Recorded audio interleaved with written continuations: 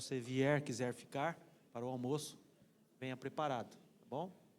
Almoço caseiro dos nossos irmãos aí queridos que nos servem sempre. Vamos então dar início à nossa aula. Eu pedi ao Henrique que ore conosco, por favor, Henrique, para nós iniciarmos. Senhor Deus, estamos diante de Ti na Tua casa para aprender da Tua palavra. Que o Senhor possa encher nossos corações, dar sabedoria ao Alexandre para a pregação e exposição da Sua palavra. Que o Espírito Santo possa agir em nós para que absorvamos essa palavra, compreendemos e possamos testemunhar mundo afora de Ti, Senhor. Em nome de Jesus que oramos. Amém. Todos têm a revista? Gostaria de ter? Nós temos alguns exemplares aqui ainda. Tem aqui, pessoal, vou pegar aqui só um instantinho.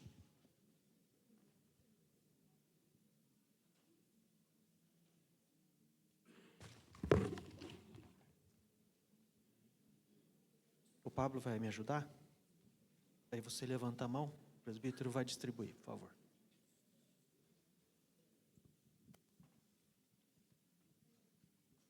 Revista Palavra Viva. É a minha. Aqui.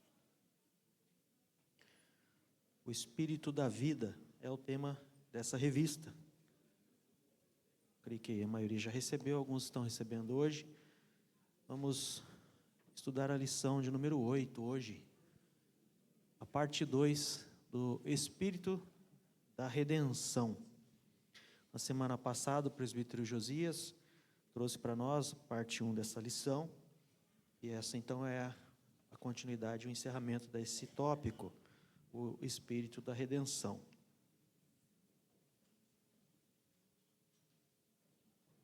Vamos seguindo. Os objetivos da nossa lição hoje são que nós entendamos a maravilhosa operação do Espírito Santo em nossas vidas.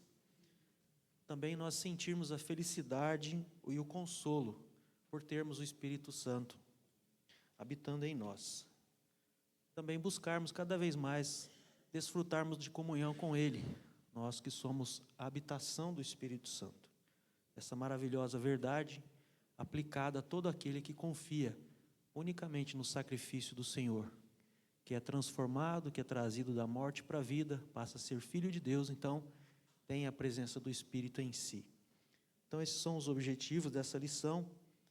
Nós queremos então que saiamos daqui hoje com essa comunicação, com essa certeza, dessa realização maravilhosa do poder do Espírito Santo na obra, na vida dos seus filhos como obra do Senhor, do Deus Todo-Poderoso, Consolador, para que possamos ser animados e dispostos a acreditar que o Senhor tem para nós bênçãos espirituais.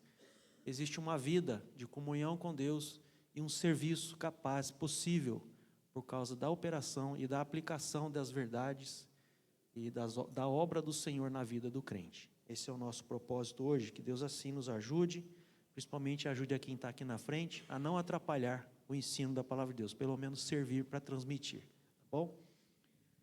Nós sabemos que a vida cristã não é fácil, né, irmãos? Cada um de nós ouvimos hoje já aqui, né? A gente não consegue deixar de citar a pregação, né? Que acaba que ajuda bastante a quem vai transmitir. Falou sobre tribulação, falou sobre pedirmos sabedoria a Deus para lidarmos com as lutas, com as tentações, com os pecados. Falou de como devemos orar bem, falar bem, nos comportar bem. Sabemos que não é fácil. Nós lidamos com uma realidade do pecado. Nós estamos nessa tensão entre agradar a Deus, mas diante da realidade do pecado, como o texto que vamos ver, né? O pecado que habita em mim, Paulo diz. Nós estamos diante dessa realidade. Obrigado, Ítor. Então, isso muitas vezes nos entristece profundamente, nos incapacita, nos deixa realmente derrotados, né? E precisamos usufruir do arcabouço de bênçãos que Deus tem, que pode nos colocar de pé diante dele, que nos limpa, que nos transforma, que nos renova e que faz com que Deus olhe para nós e veja a obra de Cristo, filhos amados que estão debaixo então da sua graça. Vamos recapitular um pouquinho da lição da semana passada. a lição 7, né, que o presbítero Josias trouxe, nós vimos que, entre muitos temores que um cristão pode ter, está o de não conseguir se tornar um crente fiel a Deus. A nossa questão é, será que eu sou crente mesmo? Algumas vezes a gente pode falar assim, puxa vida, de repente, nossa, mas eu estou há tanto tempo na vida cristã, já estudei isso, aquilo, de repente alguém já fez um curso de teologia, de repente está servindo em algum ofício na igreja, e aí acontece alguma coisa na vida, algum comportamento, né? E você se pergunta, olha no espelho, puxa vida, que vergonha. Será que eu sou crente mesmo? Né? Será que não aconteceu comigo como aconteceu com o John Wesley, né? Voltando de uma viagem missionária, diz que naquela viagem, quando ele passou por uma grande tribulação, uma grande possibilidade de afundar o navio onde ele estava, ele se entregou sua vida ao Senhor, mesmo sendo já alguém que era um pastor, um pregador, né? Missionário. E a gente se questiona, será que isso não está acontecendo comigo? Que vergonha, não é? Realmente essa é a realidade que nós nos encontramos. Então nós aprendemos na lição passada que a atuação do Espírito Santo é de agente da redenção na nossa vida. É a que permite ao crente desfrutar de paz e sentir-se motivado a continuar servindo ao Senhor, mesmo diante dessa realidade. É Ele quem aplica então à vida do crente, da pessoa redimida, a regeneração, a santificação, e é o selo para que os eleitos, então, percebam essa garantia da eficácia da obra de Cristo aplicada a cada um, a cada crente. Então, nós hoje continuamos vendo um pouco mais sobre isso, esse papel fundamental do Espírito Santo, esse papel amplo da redenção na vida de nós redimidos. A nossa redenção é baseada no que Cristo cumpriu plenamente, os ofícios de profeta, sacerdote e rei. Tem um teólogo que fala sobre isso. Quais são esses ofícios, a importância deles? Eu queria citá-lo aqui. É Chad Van Dixhoorn. Ele diz assim, Cristo, ele, né, foi promovido como um profeta maior do que o próprio Moisés. Ele foi declarado um sumo sacerdote eterno, que ofereceria o sacrifício definitivo para acabar com todos os nossos pecados em todos os tempos. Ele foi estabelecido como um rei em Sião, e o seu reino não terá fim. Como profeta, ele é o nosso mestre. Como sacerdote, ele é o nosso mediador e nossa única esperança. Como rei, ele é o nosso defensor e governante. Um guia de estudo da Confissão de Fé de Westminster. Então, esse é o nosso Deus. O Espírito Santo aplica isso a nós. A eficiência do cumprimento dos ofícios de Cristo, profeta, sacerdote e rei. Então, agora vamos continuar. A lição de hoje vai falar de algumas coisas aqui, de que ainda o Espírito Santo faz por nós, nesse cumprimento, nessa aplicação. A primeira delas é a habitação. Antes de nós lermos aqui o enunciado, queria que nós lêssemos Romanos 8, de 1 a 39, é um texto grande aqui, mas importante, é o texto básico da lição. Eu vou fazer a leitura, os irmãos podem acompanhar, Romanos 8, praticamente o capítulo todo aí. Romanos 8.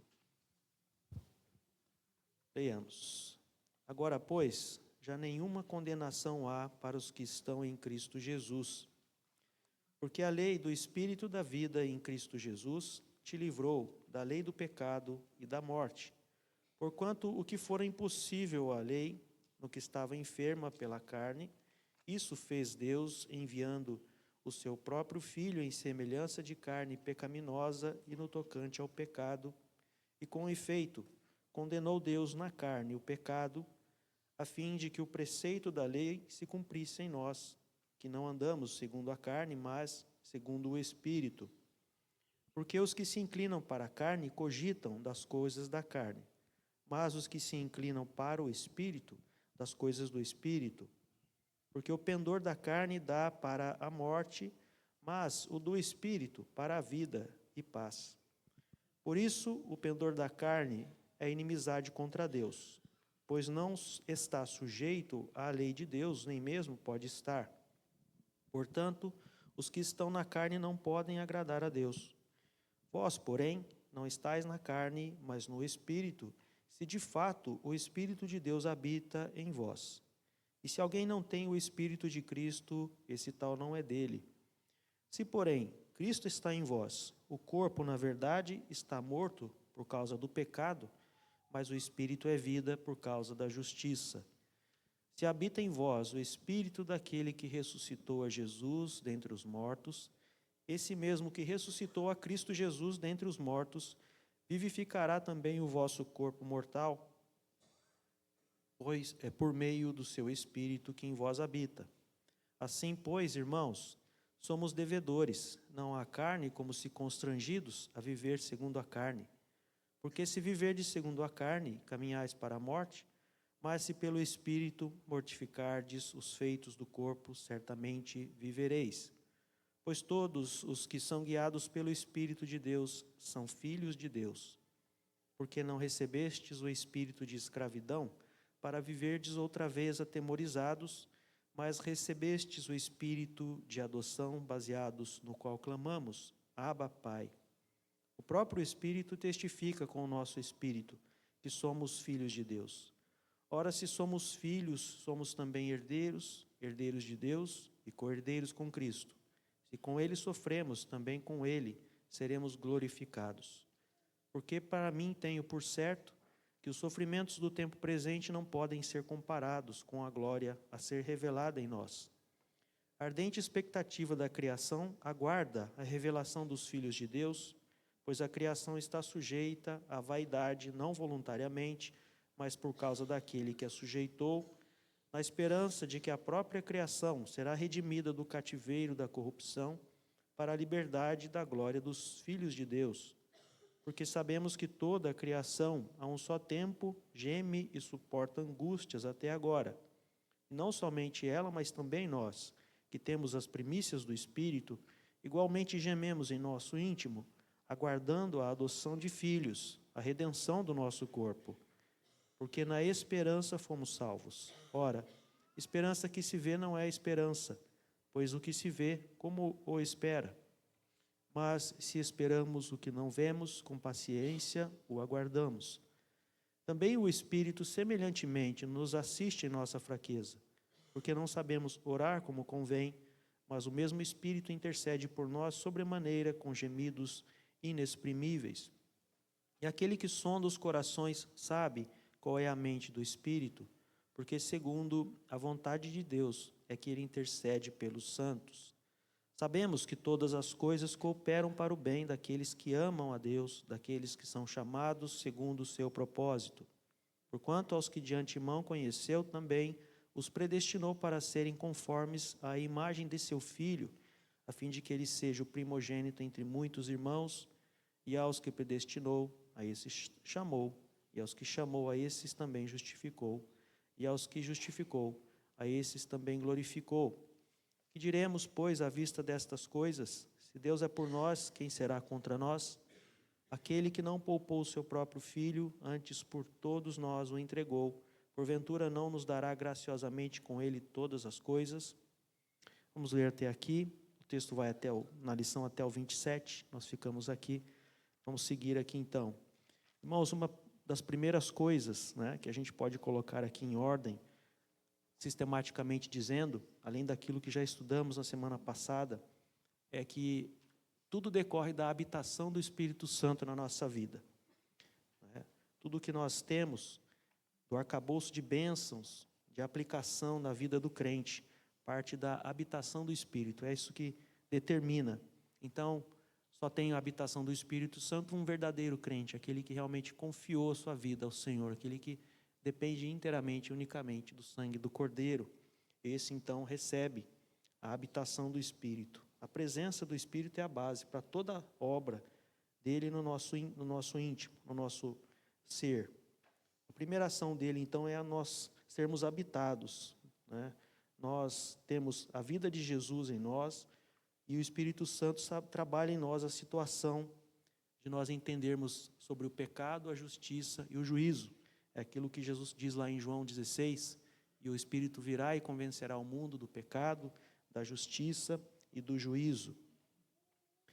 Quem puder ler para a gente, acho que está separado aqui, a Rebeca, pode ler esse texto para a gente, por favor, Rebeca? Sim. Quando ele vier, convencerá o mundo do pecado, da justiça e do juízo. Amém. Ele faz isso aplicando de tal forma a obra do Redentor Jesus, que aquele que tem a habitação do Espírito Santo tem a obra de Cristo aplicada a si mesmo. O verso 9 e 10 do texto que nós lemos diz isso claramente. Por favor, quem está com esse texto? Romanos 8, 9 e 10. E não ela somente, mas também Rebeca, ao conceber de um só, Isaque, nosso pai. Romanos 8, 9 e 10? Deixa eu ver. Isso.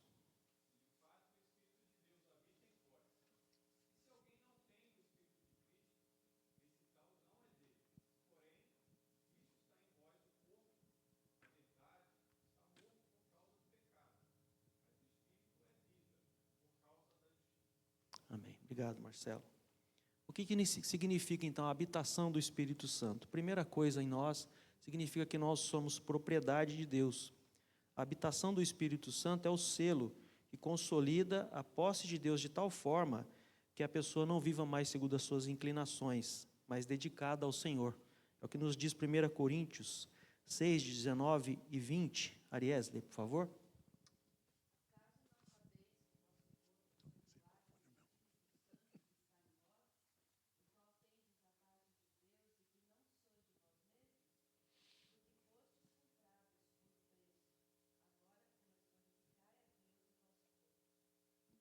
Então esse é o selo, a propriedade que somos do Senhor. É o selo da declaração divina, de que nós pertencemos ao Senhor, e a habitação do Espírito Santo é a forma com que isso ocorre em nós.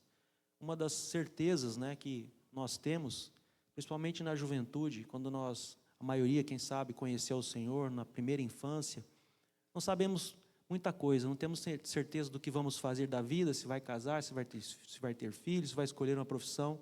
Mas aquele que é salvo, ele tem em si esse selo. Ele tem a convicção de que se morrer naquele instante, ele está com o Senhor. Esse é o selo do Espírito. Que não sabemos, entre aspas, de onde vem, como diz a palavra de Deus. O vento sopra onde quer, não sabemos de onde vem nem para onde vai. Mas essa certeza o Senhor coloca no nosso coração. A certeza de que nós pertencemos a Ele. Então, a habitação do Espírito Santo significa que nós somos propriedade do Senhor. Também significa que nós somos ocupados, somos ocupação do Espírito de Deus. E não é só uma declaração de propriedade, mas é essa declaração de ocupação da vida do redimido. É por isso que a obra de Cristo é eficazmente aplicada ao indivíduo, pois o seu Espírito ocupa a nossa vida. É, portanto, a habitação do Espírito que torna eficaz a obra de Cristo. Hoje estava vendo uma reflexão que me mandaram, eu compartilhei até com o diácono Clóvis, falando que o problema, assim, para resumir, são os pastores, porque tem muita gente que pega a Bíblia e usa um púlpito, é pastor de uma igreja, mas ele é um ateu. Na prática, ele não confia no Senhor. Ele não entregou sua vida, Ele conhece da obra de Jesus intelectualmente, pode saber tudo no grego, no hebraico, de trás para frente, sistematicamente, a teologia, mas ele não aplicou, ou não teve aplicado na sua vida, o morrer para esta vida, o lutar contra a carne e pregar as virtudes daquele que nos chamou das trevas para a sua luz. Então, a ocupação do Espírito Santo na vida do crente é que aplica a obra de Jesus. Não é simplesmente o conhecer, o quanto de conhecimento teológico que é necessário. Nós não estamos abrindo mão dele, mas ele é só conhecimento e pode fazer com as atrocidades, os absurdos que nós vemos com a palavra de Deus aí, não é? Então, como é importante a obra do Espírito nesse ponto, de tornar essa eficácia da obra de Jesus em nossas vidas, produzir efeito, fazer com que nós agrademos a Deus, entregando ao Pai o culto que é devido, o serviço que é devido. A habitação do Espírito Santo também significa em nós mudança, significa uma transformação. Pelo Espírito Santo, o redimido afasta-se das obras de sua carne caída, para as obras da vida, por causa da justiça feita por Jesus. Romanos 8, 10 a 13, Samuel, por favor, irmão.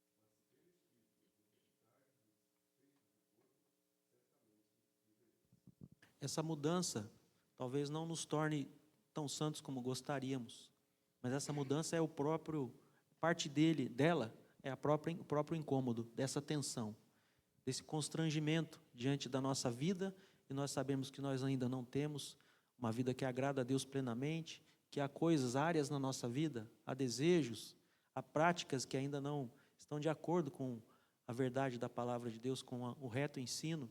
Isso nos constrange. Prova disso, né, é que nós estamos sendo mudados, né, o processo de santificação. Não é? Não podemos estar contentes, jamais, com a nossa vida cristã. Que se isso acontecer, ou a gente já está no céu, ou então tem alguma coisa errada com a nossa convicção, com o trabalho do Espírito Santo na nossa vida. Né? Pode ser que ele não habite em nós. Habitação também significa uma nova perspectiva.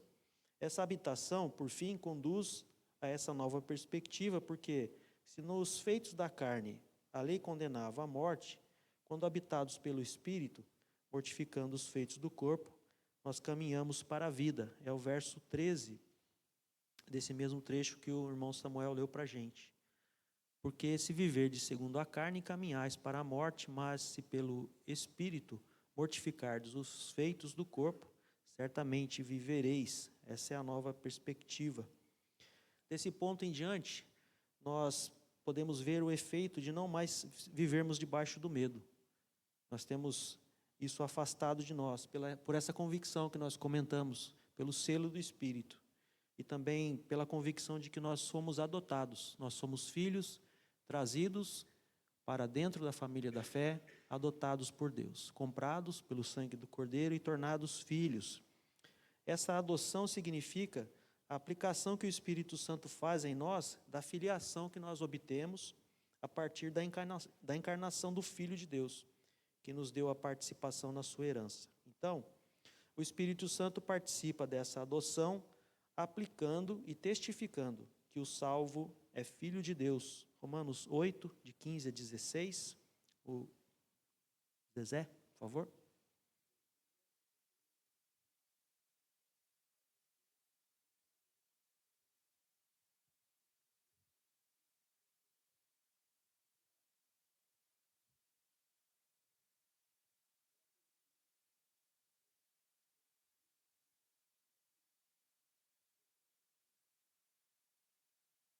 Amém. Essa obra, então, do Espírito Santo, ela aprofunda em nós e revela mais razões para nos encorajarmos, sermos encorajados a lutar contra o pecado. Nós não nos deixamos por vencidos, porque sabemos que o Senhor já venceu. E sendo filhos de Deus, nós queremos agradar a Deus. Obrigado, Saulo. Pode. Vou na mesa aqui que eu sou meio desastrado.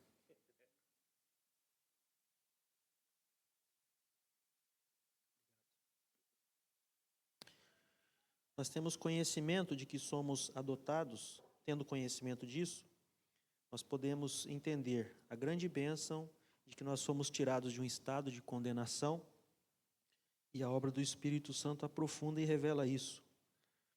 Nós temos então, por adoção, o consolo do Pai. Isso significa que nós podemos chorar. Quando o versículo 15 diz, Abba, Pai, está falando como se de uma criança que chora diante do seu pai as suas mazelas, clamando por socorro. Só o pai que pode, né, socorrer. Tenho visto isso lá com a minha netinha e a minha filha, né? Não consegue entender o que está acontecendo, mas chorou, não é? Alguma coisa tá, ou é mamar, ou é dormir, uma dor. E é assim também o significado disso. Abba, Pai. comentário que eu li sobre isso diz que Jesus utilizou duas línguas, era um costume, né, para se referir a esse relacionamento com Deus. Ele usou aramaico e hebraico para chamar, né, para dizer de um relacionamento profundo de alguém que confia e depende do Pai. Esse, então, é um dos aspectos de nós sermos adotados. Nós temos o consolo do Pai. Jesus diz lá no Mateus 5, né, no Sermão do Monte, né, bem-aventurados aqueles que choram porque serão consolados na nossa miséria espiritual. O Senhor não está alheio, nós somos seus filhos. Outra coisa que nós temos por adoção é a alegria no Senhor. Filipenses 4, de 4 a 6, o Thales, por favor.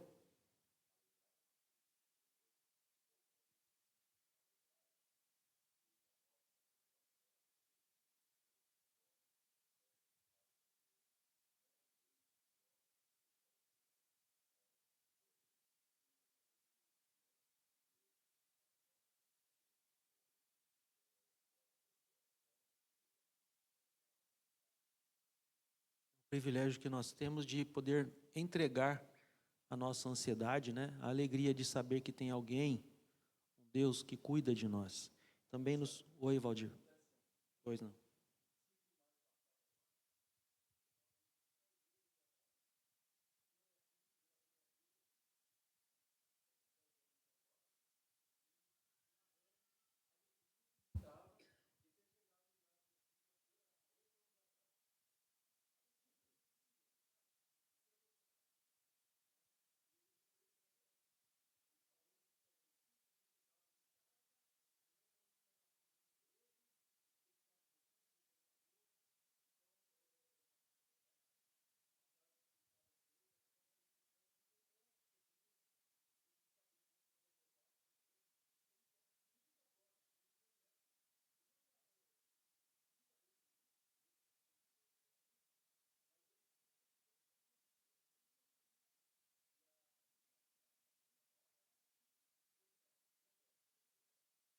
Penso, né?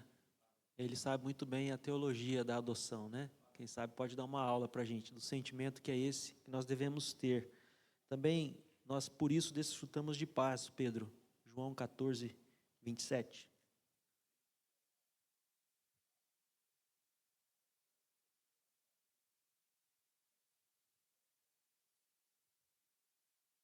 Amém.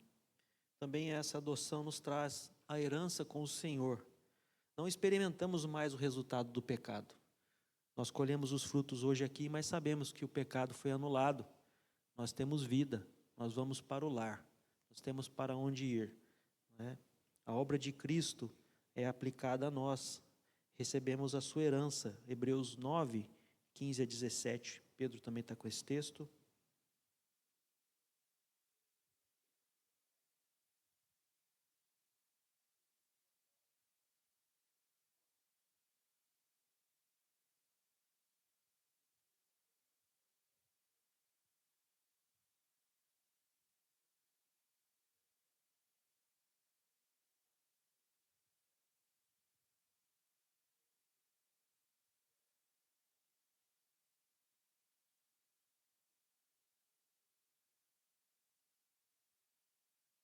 Amém.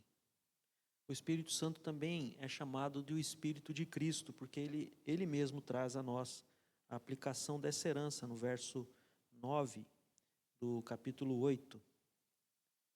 Eu vou ler aqui. Vós, porém, não estáis na carne, mas no Espírito, se de fato o Espírito de Deus habita em vós. E se alguém não tem o Espírito de Cristo, esse tal não é dele, ou seja, não tem a sua herança.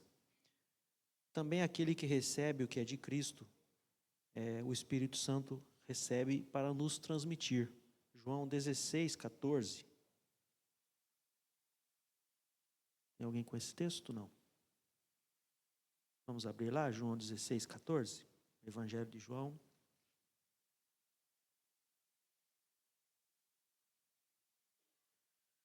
Ele me glorificará, porque há de receber do que é meu e vou-lo há de anunciar. O Espírito de Deus recebe de Cristo e nos anuncia.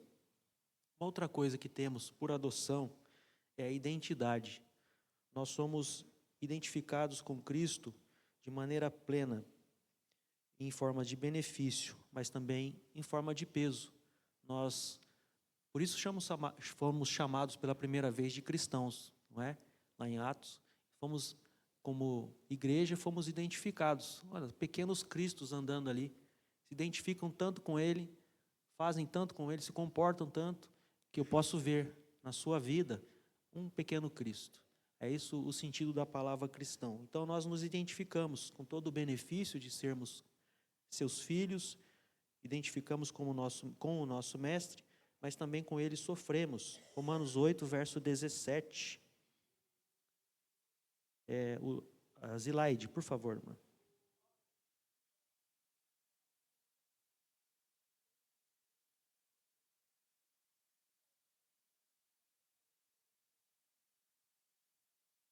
E o João 15, 20, por favor.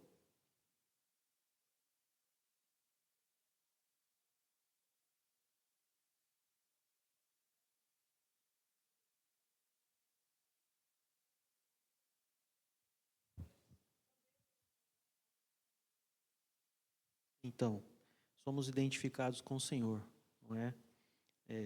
Traz para nós essa identidade, o amor do Pai, mas também traz o ódio do mundo. Jesus disse, né? Se odiaram a mim, se perseguiram a mim, também perseguirão a vós, não é? Então, essa identidade faz isso conosco. Mas a ação do Espírito Santo não traz apenas essa certeza de conforto, mas também essa relação de realidade de um mundo caído, uma rebelião contra o Criador, né? A palavra de Deus diz que essas pessoas, ou aqueles que não têm Cristo, odeiam a tudo o que se chama a Deus. E se nós nos identificamos com o Senhor, também, naturalmente, como resultado disso, seremos hostilizados, né? Romanos 8, 23, mostra que há um gemido. Romanos 8, 23, quem pode ler para a gente é a Luciana, por favor.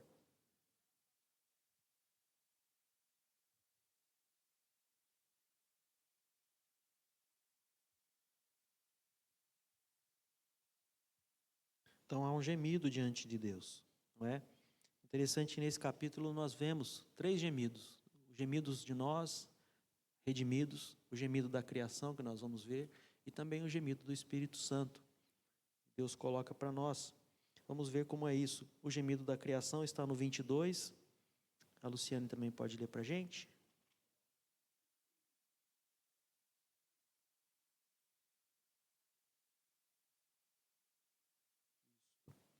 Esse é o gemido da criação. E o gemido do Espírito é um testemunho interno, primeiro em nós e depois uma intercessão. Romanos ensina que o próprio Espírito testifica com o nosso espírito que somos filhos de Deus. É o verso 16 desse capítulo. Esse é um testemunho interno.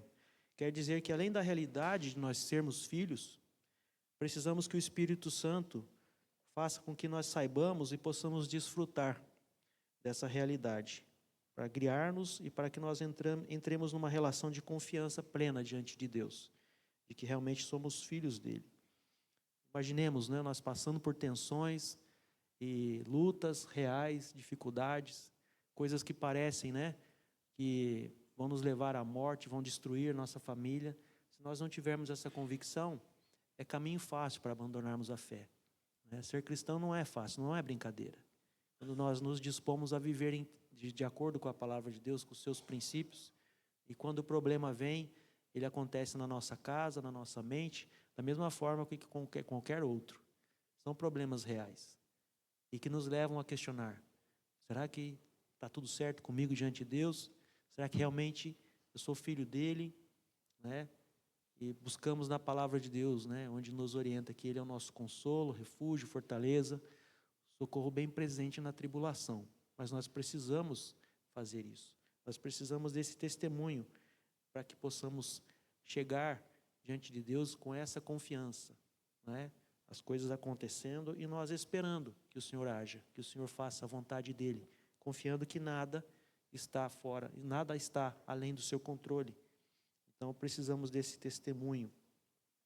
Então o Espírito Santo age em nós tirando o espírito de prisão e medo que provém do pecado, para que nos relacionemos com Deus como nosso Pai, e um Pai que nos recebe.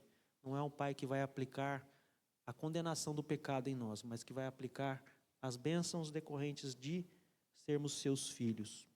Aqui o Espírito Santo dá ao redimido motivos para que ele tenha confiança de que Deus o recebe, a partir da obra que Jesus realizou como sacerdote, como sumo sacerdote.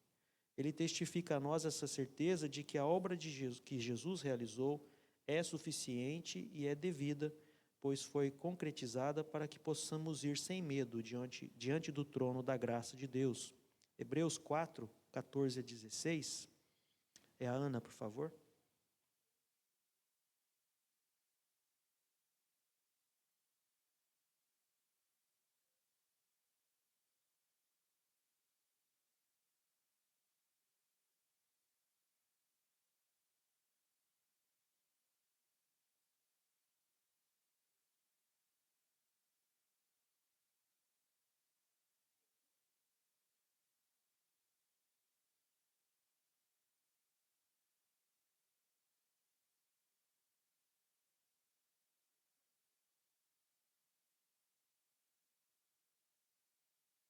Vemos então que o Espírito Santo nos exorta a confiarmos e que esses motivos são o fundamento da obra que Cristo realizou.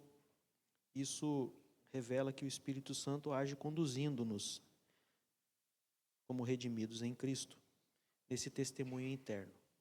Para isso, todo aquele que se achega ao trono da graça necessita da intercessão do Espírito Santo. E nós precisamos então desse consolo, de sabermos de que é essencial para nós que vivemos no dilema de sermos adotados, mas ainda temos a presença do pecado em nossa vida. Nós conhecemos a verdadeira vida, conhecemos o caminho da santidade, conhecemos os benefícios da salvação, mas ainda lidamos com o velho homem. E ele muitas vezes se revela em nós. E esse ambiente caído, que foi motivo inclusive da pregação, não é?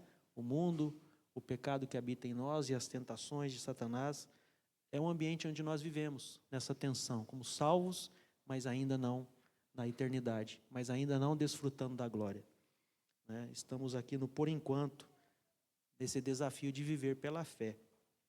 E por isso, então, a intercessão do Espírito é parte do que necessitamos para que a vida cristã seja possível aqui. Sem a presença do Espírito, isso não seria possível. Esse é, então, o gemido que se interpõe, compensando as nossas más orações. O gemido do Espírito, então, como diz lá, que nós não sabemos orar como convém, Romanos 8, 26. Quem está com esse texto, por favor? É o Ângelo, isso.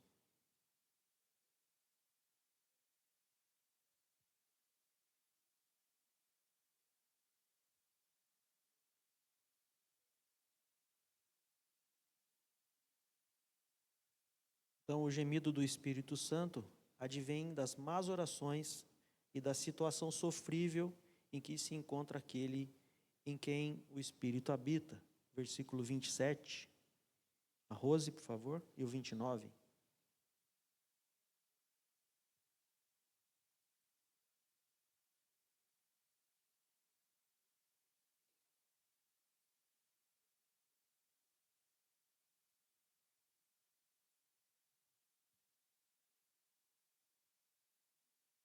Muito bem. A questão aqui é apresentada no texto sagrado, é mostrar o quanto a salvação é fruto da obra divina.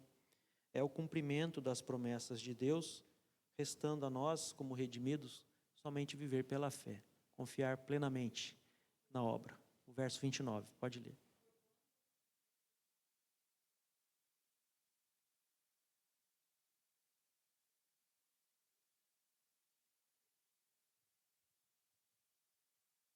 Amém.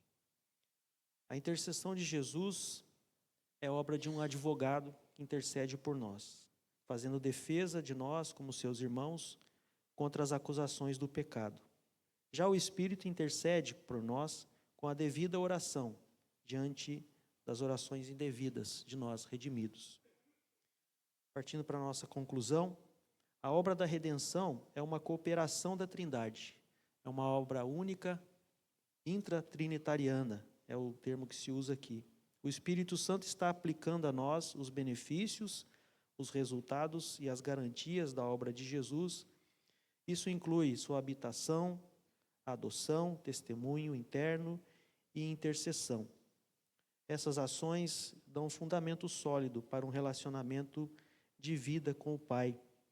Eu queria também citar aqui um comentário bíblico falando de como a Trindade age no aspecto da nossa salvação.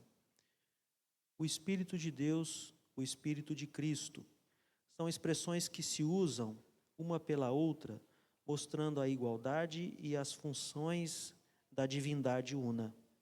O Pai é a fonte de toda a graça. O Filho é o canal. O Espírito, procedente do Pai e do Filho, é o agente. O critério pelo qual se julga um crente é a presença íntima desse poder propulsor, sem cujo dinamismo não pode haver comunhão com Deus. Aqui fala de propulsão, de dinamismo, e nós temos uma obra contínua, que é a obra da oração. Vimos aqui que nós oramos mal, que nós precisamos do gemer do Espírito Santo, né, diante das nossas orações, intercedendo por nós. Nós possamos buscar o desafio de aprender a orar. Não é? Eu já ouvi dizer que,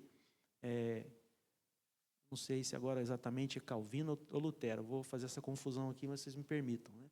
Ele dizia que pelo muito que ele tinha por fazer, acho que é Calvino, no seu dia, ele mais orava. Se ele tinha muita coisa para fazer, ele levantava mais cedo e não estava satisfeito com a sua vida de oração. E parece que nunca esteve. Não é?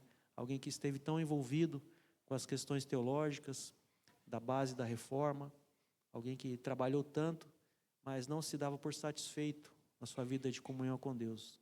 Que nós possamos também entrar nesse desafio de orarmos mais, orarmos melhor, vermos exemplos bíblicos, exemplos dos servos do Senhor, como oravam, né?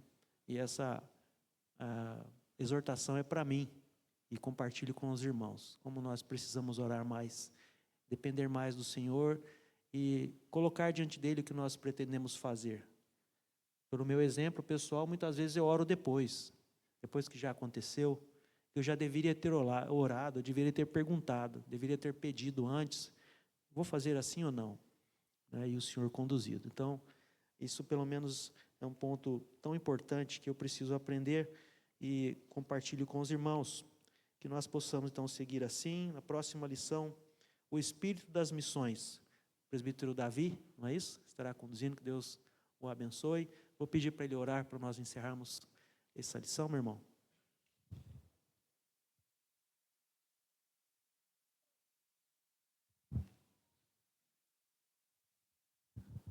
Senhor Deus, ó Pai, nós lhe agradecemos porque é o Teu Espírito Santo que nos orienta, que nos traz a Tua mensagem, nos capacita e nos prepara para receber do Seu aprendizado. Lhe agradecemos por esta aula, Senhor, onde o Senhor reforça nos nossos corações a tranquilidade e a convicção da graça da salvação em Cristo Jesus, Senhor, através do Espírito Santo, Senhor, pela Tua bondade e misericórdia. E pedimos que o Senhor continue fortificando em nosso coração a ação diária da missão que Cristo nos trouxe, Senhor, de sermos testemunhas em toda a face da terra da Tua graça e da Tua bondade. Abençoe a cada um aqui, segundo a necessidade de cada um, e nos reforce como igreja que prega a Tua palavra de todo o coração, com o perdão dos nossos pecados. Em nome de Jesus, amém, Senhor. Meus irmãos, estamos dispensados. Bom domingo a todos. Obrigado pela atenção.